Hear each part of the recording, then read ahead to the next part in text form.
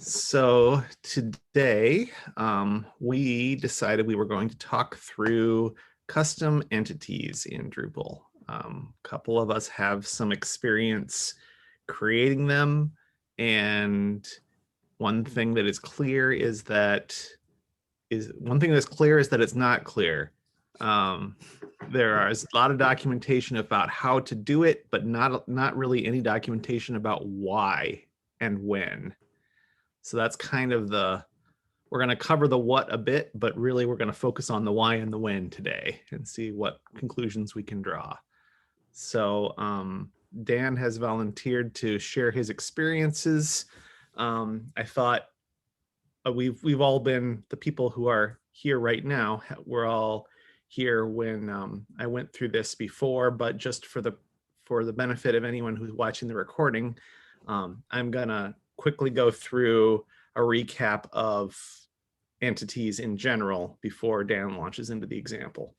So I'm not going to even bother with the slides. So just as a quick overview, in Drupal 8, everything that is stored in the database is an entity with very few exceptions. So examples of that, the classic example is a node, course, but users, taxonomy terms, or other pieces of content that are entities, but it extends to lots of other things too, because entities encompass both what are called content entities and what are called configuration entities. So those that I mentioned are all content entities, but configuration entities are things like taxonomy vocabularies. Those are the types of things that tend to get, if you do export configuration, they'll show up in your sync folder. That's one way you can identify something as a configuration entity. The line between them is blurry, but generally speaking, content entities are the things that you'd expect an editor on your site to be monkeying with, whereas configuration entities are things that are more a developer or site builder focused. So let's see. The other things I wanted to overview. That's kind of the big ones. So some examples, some more examples of entities from third-party modules that are commonly used. Paragraphs are a big one. And views, well, that's part of core now. Every view would be a configuration entity. Blocks are an interesting case because if you make custom content for a block by entering it through the UI, that's a content entity, but the placement of a block on a page is a configuration entity. And menus are like that too. Menus are exactly like that too. Yep, the menu itself is configuration. The menu links are content. And so what does it mean for something to be an entity? I'm less, I can't rattle this off as well off the top of my head, but some things that content entities in particular have in common, they've got an ID. They have what is called a bundle, which gets different names depending on what kind of entity we're talking about. So for a node, a bundle is a content type. For a vocabulary term, the bundle is a taxonomy term. The bundle is the vocabulary that it belongs to. And a bundle, it's called a bundle because it is usually serves to wrap up a bunch of fields. It's a bundle of fields. So nodes have a lot of things in common. They all have an ID. They have an author. They have revisions. They have translation. But the fields will vary from content type to content type. That's what a bundle does. So entities can be, I wouldn't say always are, but can be revisionable, translatable, all those kinds of all those kinds of things, a lot of which you get for free, for some value of free when an entity is being built. But then there are going to be exceptions, like paragraphs, for example. Paragraphs are content entities, but they are intentionally hamstrung. I don't know how you say that. To make them not be independently having versions distinct from the node that they're attached to, for example.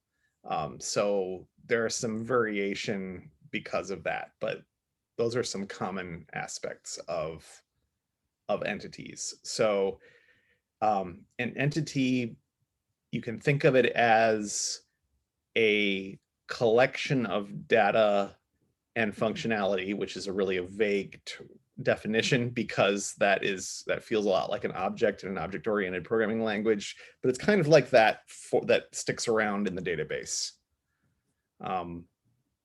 Yeah, so that was my high level notes from last time. So now we're gonna see an example of trying to create your own entities instead of just using the ones that are built in, and what happens. I'll turn it over. Yeah, and some of those details will be covered, but can you allow me to share my screen? Or can I just do it already? Looks like, wait, there's the button. No, looks like I could do it already. Okay. I think I want this one now.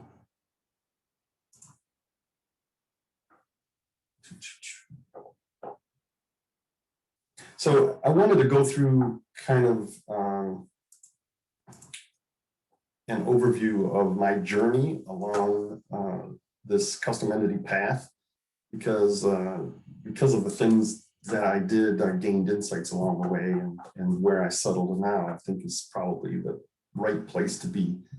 So I come from, as I've said before in introductory meetings before, I come from a .NET background, and mainly corporate software, so big, complex corporate packages. And as is commonly the case in the .NET world, especially in that kind of environment, developers tend to be full stack developers, including all the way down into the database, with quite a bit of DBA responsibilities and experience. So with that in mind, I started working for a company doing Drupal, and the first project I worked on was a Drupal 7 site, which was pretty complex with lots of OG. And one of the first things I was exposed to is looking in this database and shrieking in horror, because as a DBA, this is outrageous. But of course, with dynamic fieldable entities, there really isn't. I mean, you could constantly be redesigning tables on the fly. I mean, there's only two things you could do. You could constantly be altering your tables, or you could do something like this. And this has some advantages. So at the end of the day, it's perfectly understandable and reasonable why they did it. But my sort of immature Drupal position at the time thought, this is ridiculous. This is crazy. There's no way, knowing what I knew about how databases work and how indexes work, my thought is there's no way this can be efficient. And in fact, in this site, at one point, this site was actually running against the Microsoft SQL Server database. And there are some pretty powerful profiler tools for that. And one page, which is just displaying of a node, profiler showed there was 3,500 database queries run to display a node.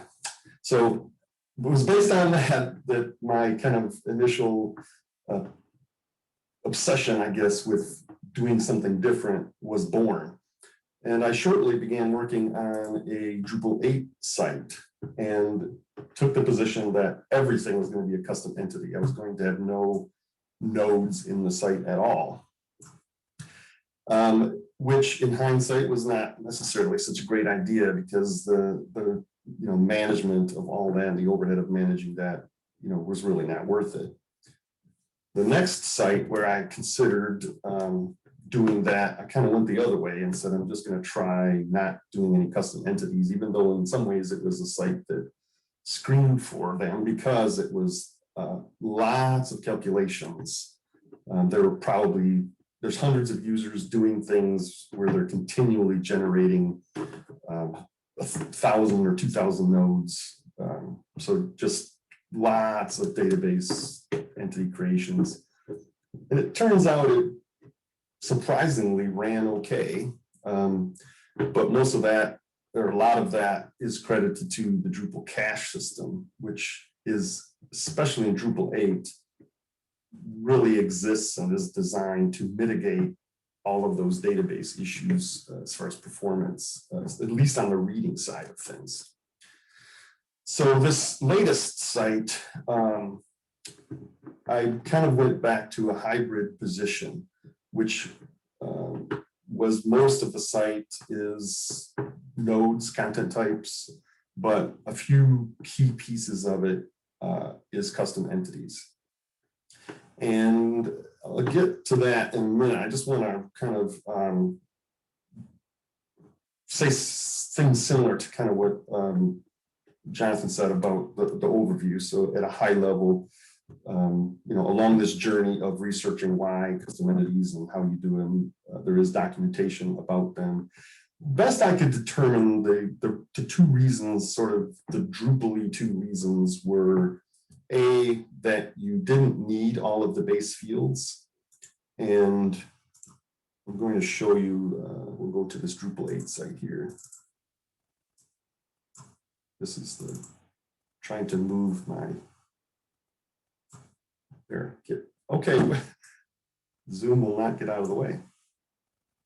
There, stay over there, okay.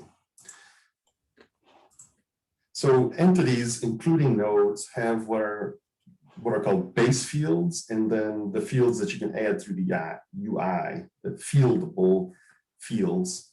But all entities have a set of base fields too. And in the node, they are stored in node, this table right here. So you can see when I select that table, it has these fields in it. So the node ID, as John said, all nodes have a node ID, have a type, which is the bundle, have a status, which is the published, true or false, and a title, and then some kind of housekeeping fields. So one of the reasons that I saw given was if you are creating a custom entity and it doesn't need this stuff, like you don't care who the author is, you don't care to track the users that changed it and so on, that would be one reason. I consider that reason to be extremely weak because the overhead of having a few more fields in here is pretty much insignificant. The other big reason is that that I saw is the revision question. So because every node field has a corresponding, every node field of the fieldable type is a custom table, there is also a corresponding revision table for that field. And so every time you're writing a node or updating a node, you're updating a pretty large number of tables if it's a sophisticated or if it's a complex entity. And of course, if you don't care about revisions, half of those writes are really unnecessary and a waste of performance. So that'd be the other big reason, sort of out of the Drupal box. And that one probably has a lot more validity. And in hindsight, that middle site that I made, that was a pretty good argument for doing that because it was writing thousands and thousands of records constantly, and I really didn't care about revisions at all on that site. But again, at the end of the day, it was okay still. But my reasons were a little bit different. So given you're making a custom entity for one of those two reasons or for some other reason that is compelling, which I'll get to in the case of this particular project that I'm talking about, you still have very familiar code that you are, that's not what I want to show you. I want to show you this, very familiar code. So this is a query.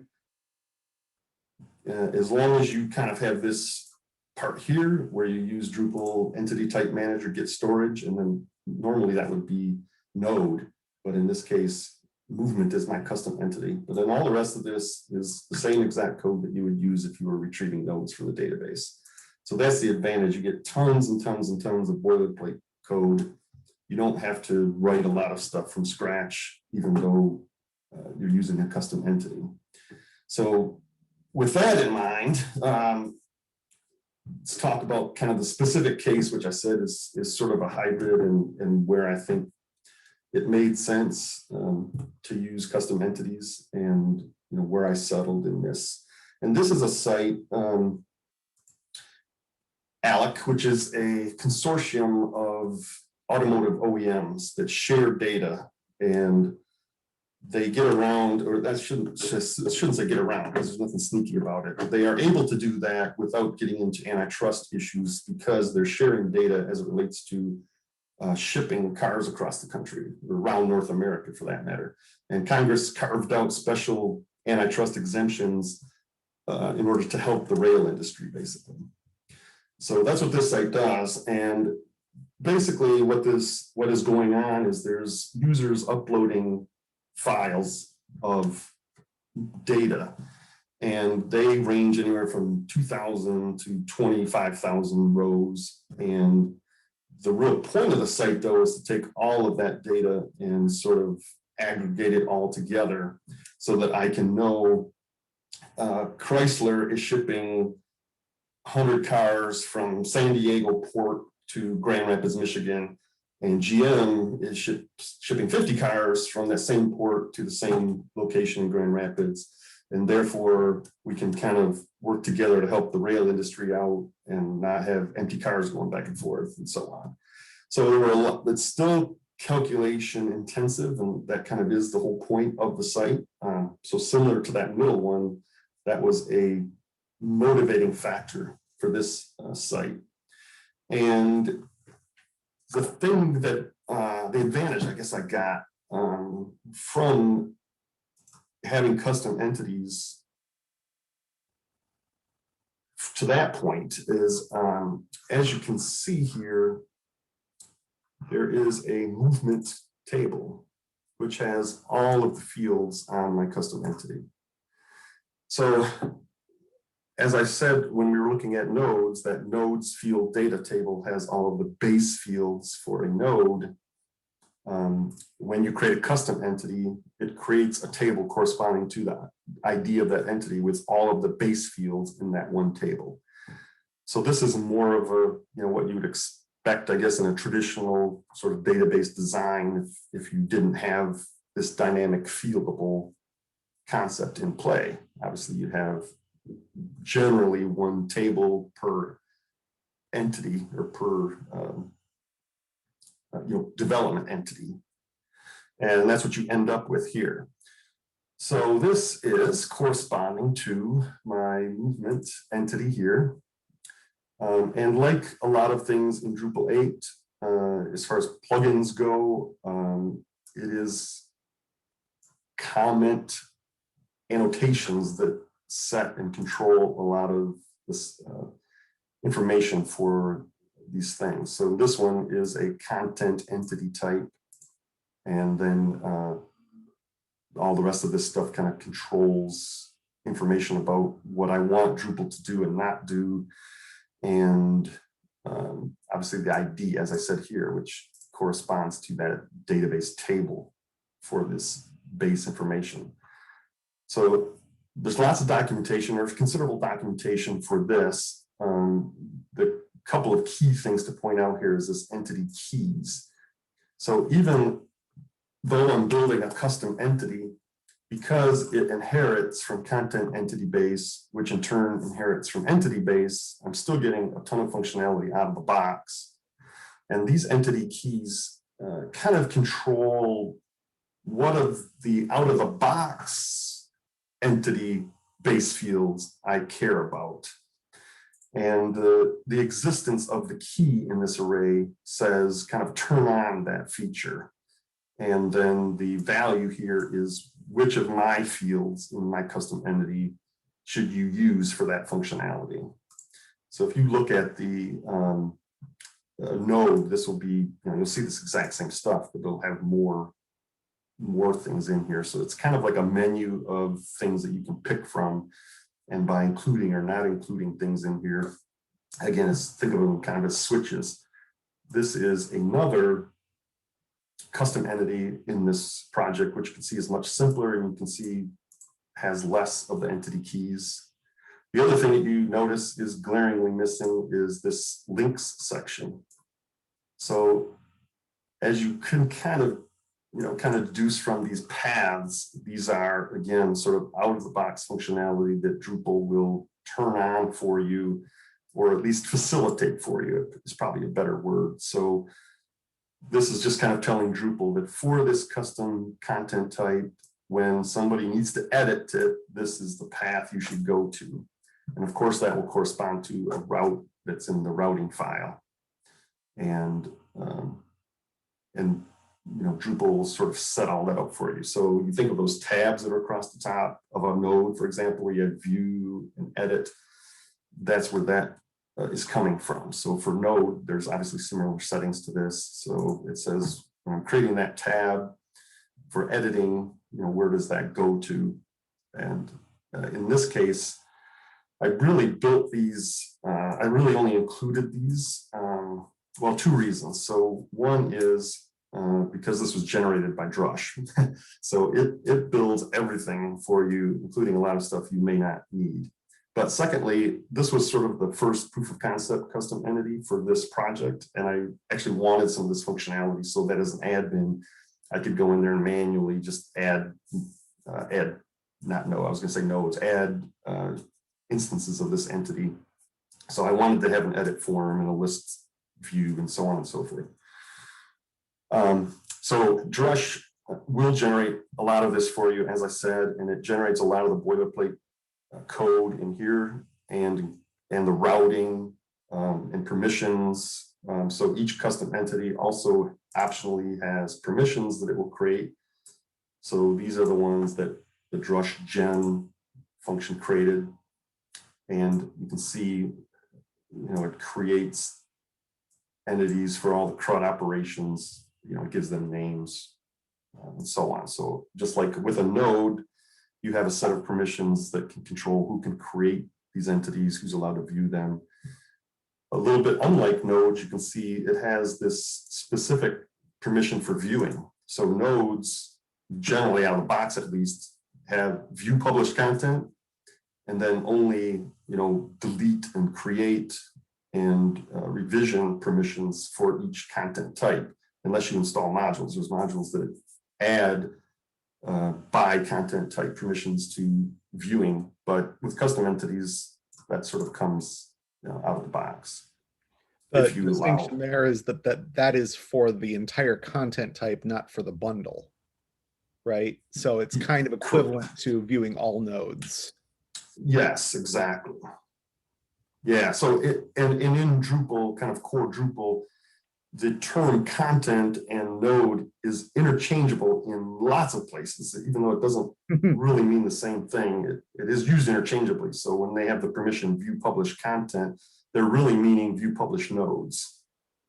And in these examples, do you have multiple bundles for a single entity type or not? Yeah, so that's the other thing probably with this project that again kind of solidified in my mind. So this custom entity does not have that feature. So there's two other things that you can do for a custom entity. Is one, you can enable bundles on it or not. And in this case, it's not, because that was not the purpose. The purpose of what I wanted to do was so that I would have one table representing this entity in the database.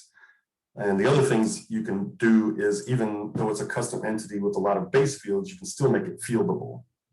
So just like a content type, you could go into your custom entity and add fields to the UI, but those fields end up in the database the same way as the node ones do, where each field gets its own table with that same sort of pattern as you see in the node ones, in the node field ones.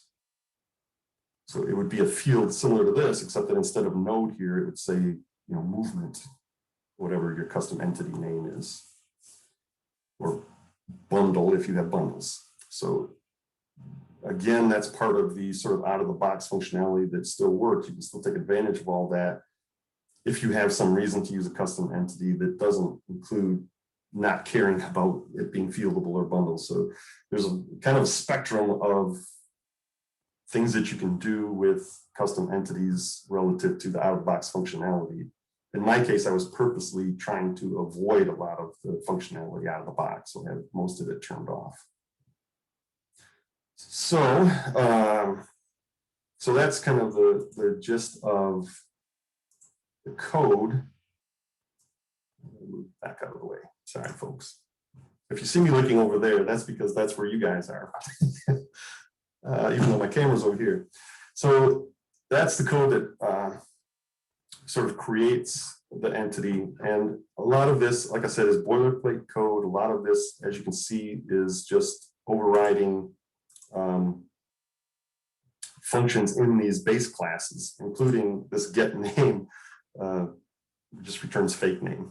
That's awesome, isn't it?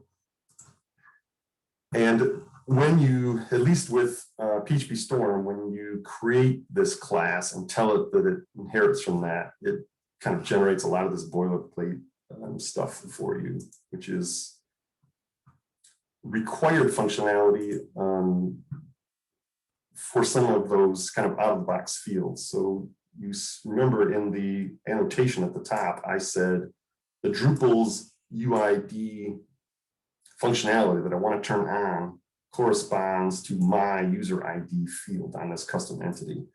And that's why I have to say get owner is returning the value out of that field that I've defined. But again, this get, and then, this code here is the same code you'd use on any entities, including nodes if you're retrieving them, or users for that matter. So it's a lot of familiarity, a lot of stuff comes out of the box that you get to leverage. But the real heart of a custom entity is in this base fields definition function that you override. And that is what tells it what base fields you want on your custom entity. And again, that corresponds to these things that are in node field data, whether you want all of these or not, depending on what you've turned on and off in those annotations. In my case, I want everything to be a base field so that it's all in one table. Oops. So this is just a little bit of code structure here. In this case, this is really kind of the heart of it. And you define a field with this base field definition create, and then a type, and then you set some values on it. And all this function does is just set it to be displayable. It controls whether it shows up in the display settings for that content type in the UI and in the form settings in the UI. There's two, I'll show you real quick. So there's two things: set display options view, set display options form. So this just controls what the defaults are in the display mode and whether it even shows up in the list at all. So you can have sort of a hidden field that you don't want to be able to monkey around with in the UI. You don't want it to ever show up on the form. It's not even available to make show up on the form. You can control that through here, but I just kind of leave it all. I trust that functionality being on the other side and being set up correctly on the other side. And in this case, this custom entity will likely never be displayed, by viewing the node, and you would never edit it anyway. So it's kind of moot in this case. But the obviously all these other fields, this defines the fields that I want on my custom entity.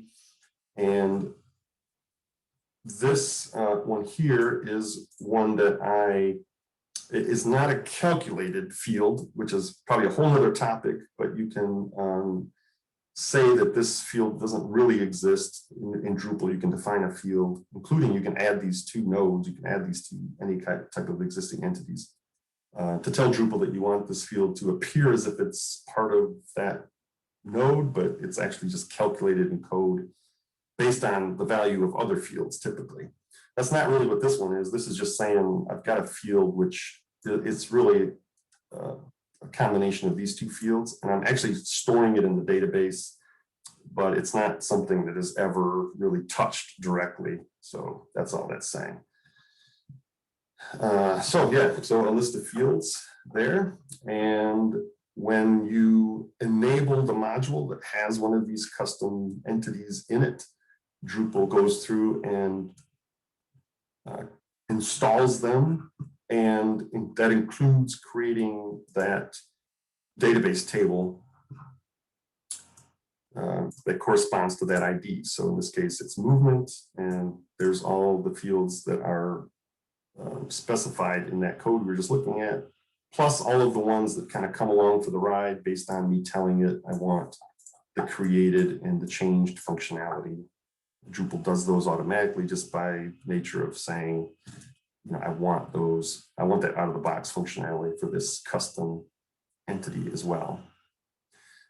The next question then is, how do I change this? And that's where you can kind of think of you getting a one-time install, at the time you enable the module. You can always uninstall the module and reinstall the module, and that will sort of wipe out everything out of the database and then recreate it based on your current settings in here. But often you have test data that exists by then, and that's usually not practical, or often not practical. And that's where you go into your install file and start writing these little hooks to make changes. So that includes if you had created a brand new custom entity and needed to install it. So somewhere along the line, one of these right here creates a new one. I just have this little helper method here. So there's just a few lines of code just to basically tell Drupal, hey, I know I used my one-time pass when you installed the module, enabled the module. So, but I need you to go ahead and install this this new custom entity. And you'd run code like this in that case. The other thing that you're commonly doing, or probably will commonly do, if you haven't made it fieldable, so I can't obviously change any of that in the UI because my entities are by design not fieldable. I want everything to be a base class, or a base field. And so you use code like this, and you will recognize this part, as being basically the exact same thing as we saw in the custom entity class itself. And in fact, when you run the Drupal status page, one of the things it does is it compares the entities in the database to what is in the class which defines them.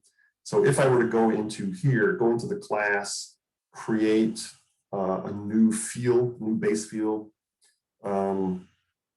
and then go run the status for the site, it would say, hey, there's a mismatch in this entity definition. This field needs to be installed, is what it would say specifically in that case, which is exactly what this code is doing here. So it is setting. I believe it's true that in early versions of Drupal 8, it would do that for you. Yeah, there was a function, a drush command, and a function you could call in code that would just magically make it happen. But and probably for 90% of the cases, it worked fine. But when it didn't, it destroyed your site. So that's been removed, and they removed that. So you have to do this manually. All this stuff, used to be kind of taken care of for you. This code could probably, I'm almost certain that what I could really do is go read the entity definition and get the field definitions off of that and not have to do this, because obviously there's a little bit of a risk here that I had, typing code here that I also typed over there, and they have to match. So probably the better way to do this is just use the entity infrastructure capabilities of Drupal to say, go get me the definition for that entity, and then off of that, go get me the field definitions, and then get me, the definition of the field I'm looking for. But the risk is pretty low because obviously I'm copying and pasting from that other code into this, and it's pretty low. So that code here is kind of the crux of it. This basically tells Drupal install this field that I've just defined into this custom entity that I'm giving you right here. So this is a case where it installed several fields in the custom entity. And this, obviously, like all installs, gets run when you do the update DB command in Drush, or the update.php on a site that you can't run Drush on. And that basically will run this, and then when you go back to the status, everything will be happy because now, because you ran this, that updated the database, and now your database matches the custom entity definition in the class, and everybody's happy. Obviously, you could uninstall custom entities here and remove fields, although I've never had a reason to do that myself. So in this case, last little piece here is to kind of look at, for this particular project, what was the end of all that? What's my takeaway on whether that was all worth it or not? So the two reasons, as I said, it's very, very database processing intensive.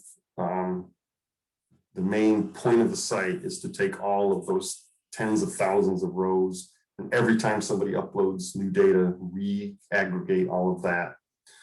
And to that end, what I was able to do is do all of that in the database fairly simply.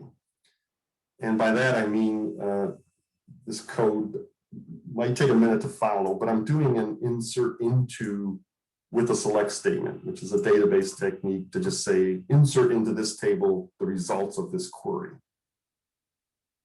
And so I'm able to, with one hit to the database, insert thousands and thousands of records and let the database do it. Drupal doesn't even know that happened.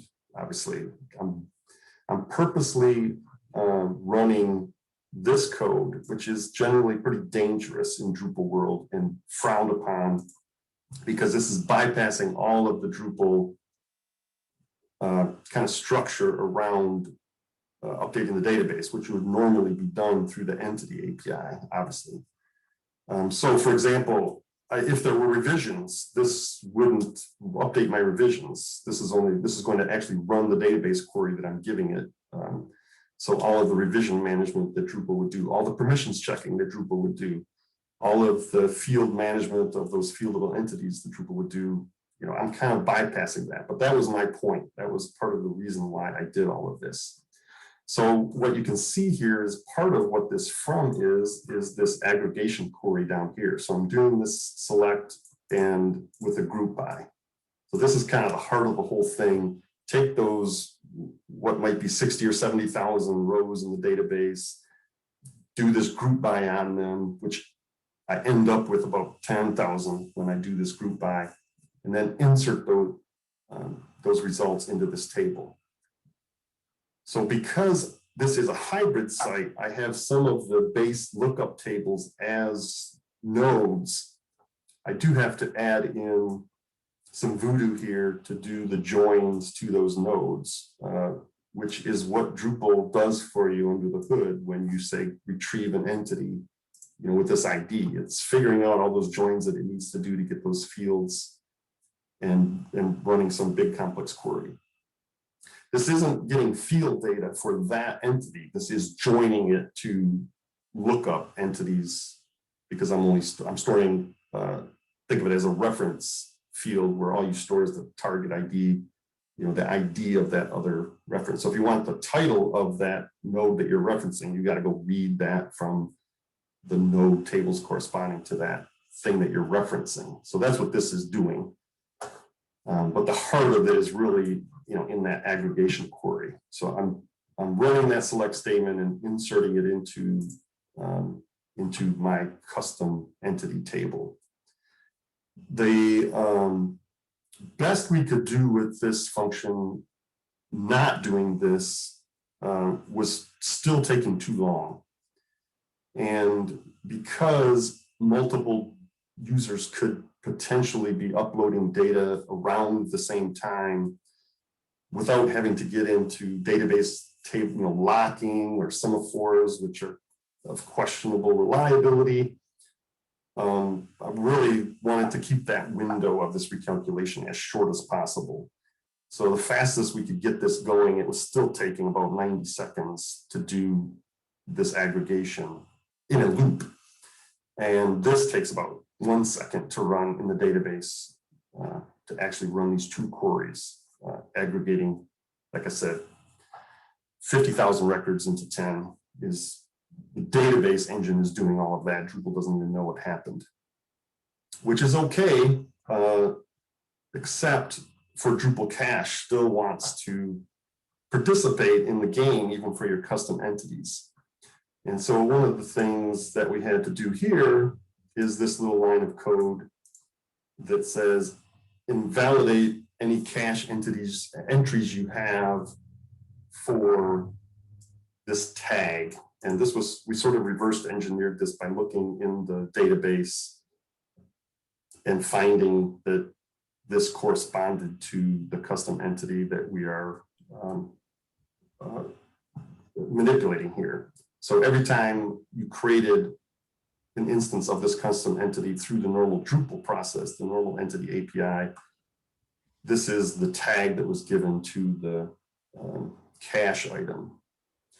And the reason why that's important and significant is the second part. So as far as this part, the performance, mission accomplished, it's a slam dunk win. The other reason that I did the custom entities for this site was because we thought at the time that we started on it that this report was going to be really complex, because the one on the existing site that we were replacing was really complex. And by really complex, I mean it had breaks and sub breaks in it with subtotals and subtotals and subtotals, which is out of the box impossible to do with views. You got to really do some tricks, either manipulating the data in hooks or having embedded views, which gets messy and still is really hard to get to look like. So my expectation was that I was going to use, an external, some report writer library and not be using views at all, which also kind of married really well with the custom entity idea because those, generally speaking, with report writers, you have to define the data source. And you have to say, the source for this report that I'm making is this table or this database view. So I would have had to figure out all those joins to get all that field data for one of these entities if it was a normal fieldable node, which would have been, a whole bunch of work. But it turns out I didn't need to do that. So it turns out for the new version, everybody's going to rely on this download function and just kind of do their own thing with the CSV file. So it turns out this is as complex as this is ever going to get, apparently. So that one, it wasn't really, necessary. And what's more, what I found is that Views really, really, really likes to use cache data. Even when you really don't want it to use cache data, and it really is too smart for its own good in this case. And so what I learned was that, as you know, this is the view definition. So in the view settings, you can turn on these little features here, which cause the preview when you're editing a view to show the queries that it ran in order to generate that view.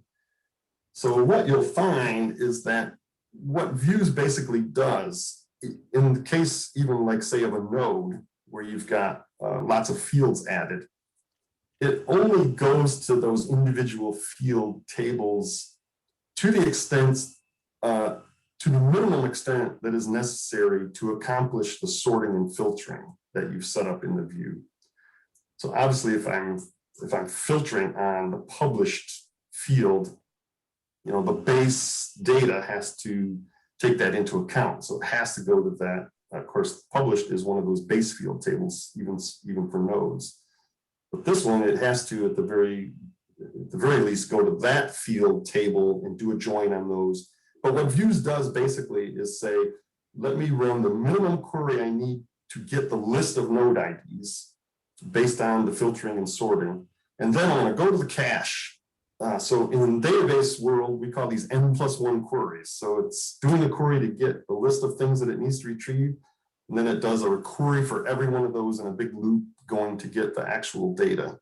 And generally in development, when you're touching the database, that's considered to be a really, really, really bad thing. It's a real smell of your design if you ever have n+1 queries. But it turns out that's what views does. That's how it runs, which again is part of sort of what you have to do in order to have dynamic fieldable entities. And interestingly, that didn't used to be the case. There was a time when views, that was the big difference between whether you're showing fields or showing entities, was that when you show fields, it would try to select them all. And at some point that actually changed, and I don't know the motivation. Yeah. So in this case, so Drupal knows, or kind of assumes, because it's the way nodes are set up, that there are some fields that are base fields, and there are other fields that are in configuration as fieldable and have to be kind of joined to all those other tables. It's not smart enough to know that all of the fields you've told it to display are all base fields. So that's where the weakness comes into play in this case. I only need to do one query because everything I need, that's the whole reason I did it. Everything I need is in that one table. But Drupal still goes to my custom table to get the list of IDs and then loops through them, pulling the data actually out of the cache, which in this case is really a bad idea because the cache, if you've ever looked in there, it stores a blob. So it's just a big giant string of JSON representing this node, which of course it then has to process back into those individual field values. So it's actually adding overhead when I've designed this specifically to avoid that kind of overhead. So this was not so much a win, a slam dunk win, because it turns out, Views is going to be fighting me in trying to do what I set out to accomplish in terms of at least efficiency of the database query. Had I needed the custom or third-party report writer, then it would have been a win for that too, because that would have greatly simplified the use of that. But in the context of Views really mitigated all my advantages of performance, at least in reading the data. So I still get the benefit of that database calculating, aggregation, processing being really, really fast, but I'm not really getting any performance benefit from reading the data into this view. So since we're getting a little short on time, that's pretty much what I have. So great. Okay, I was just going to say, since we're getting a little short on time, maybe I can ask you a couple questions about kind of the takeaways. So if you had to do this over again, would you what benefits did you feel that you got doing a custom entity, I guess in your case, versus just a table in the database that you are writing queries against? Yeah, so that's a good question, because that would have been another option to just, especially if I was 100% certain that I was going to be using that external report writer library, that would have been a viable option to just say Drupal doesn't know anything about the existence of this table and Drupal doesn't touch it ever. And there would have been no reason for all the overhead of managing the custom entity. But I wasn't 100% sure of that. So there was a possibility that I'd end up being able to use views. So that's why I went this route as opposed to that, just sort of building a table and Drupal knowing nothing about it. But you did get like edit forms and things like that. But in this case, none of this data is editable, other than, as I said, in that kind of proof of concept stage where I wanted, as an admin, to be able to edit it.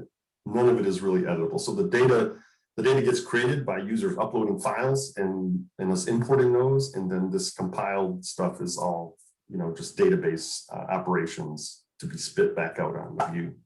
So what you're getting is the database abstraction layer then, basically. Correct. Yes. And to your point, for whatever that's worth, in this case, it was worth being able to facilitate using views. If I didn't need views, it wouldn't have really brought me anything. I could have just, as you said, just gone straight to the database. And just, in that sort of design, I could still use this install file to manage those tables that Drupal doesn't know anything about, but I would just be doing that with straight, database queries like I'm doing in that aggregation function. It would just be, alter table, blah, blah, blah, blah, blah. I'd have to come up with all that, SQL, which obviously tools like MySQL Workbench help you do, but you could still sort of manage that database structure through the install features or install API, and kind of manage it within the Drupal context. So to go back to your question, kind of take away why would I, going back to that middle site that I talked about, in hindsight, I would have done that site with custom entities because of the revision thing. So there's just a lot of overhead in writing, half the rights I totally don't need and I never use. So I probably would have used it just for that purpose, but I would have considered making a fieldable custom entity. So I get kind of all of the value of nodes with bundles as far as the management through the UI, but I can cut off that overhead in the database of having the revisions. So that's even more of kind of a hybrid position where you're using the advantages and discarding the disadvantages. I'll try to keep this to 60 seconds, but just in terms of contrast, I will cool. I will show here is an example of custom entities that are exactly how you mentioned are fieldable. Yeah. So for one of our projects, we have Two Men in a Truck has locations, which are nodes. Those are pages you view on the site. But every location is owned by a franchisee that they want to edit some, but not all of the data related to that franchise. And so the architecture that we decided on is that there's a location node, but then there's also marketing content that the franchisee can edit. And there's a 0-to-1 relationship between a location. A location might have one chunk of marketing content that fits with it. Yeah. And so we decided to go with custom entities for these because they felt like, because they weren't their own pages. I'm not sure that's the best criteria to use in retrospect. The problems we've run into with this, and it's working today, but it was a hassle to set up. We've got a bunch of these custom entity types, and what we ended up having to build a parent class that all of the entities inherit from, that does all the stuff that you were showing. Yeah. Then has a bunch of additional stuff that's built in because these required revisions, translations, the combination of revision and translation, and some other aspects that you get for free with nodes that in retrospect, these are so nodey that the only thing that that's not like a node is that they don't have pages.